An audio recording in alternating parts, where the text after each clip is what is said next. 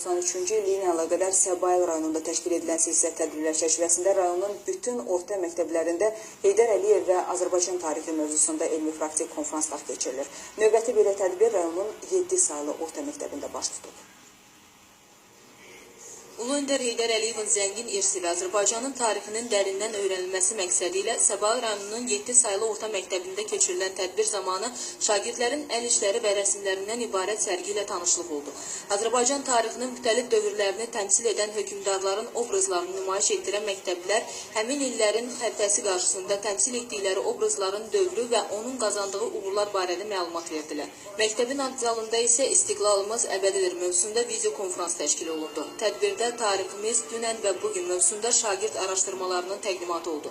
Məktəbin yuxarı sinif şagirdləri Azərbaycan tarixinin müxtəlif dövrlərini əhatə edən mövzularla çıxış etdilər. Qeyd olundu ki, Ulu Öndər Azərbaycan tarixini dərindən bilib və onun dərindən öyrənilməsini həmişə gənc nəslə tövsiyə edib.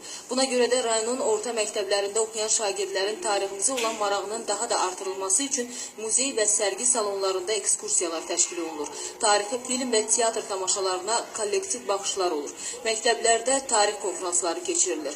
Yaxın günlərdə yekun konferans keçirilərək bu tədbirlərdə yaxından iştirak etmiş şagirdlərin tariximizin müxtəlif dövrlərinə həsr olunmuş araşdırmalarının kitab şəklində nəşri nəzərdə tutulur. Tural Məmmədov, Tural Yusubov, Nərmin Xəlilova, xəbərlər.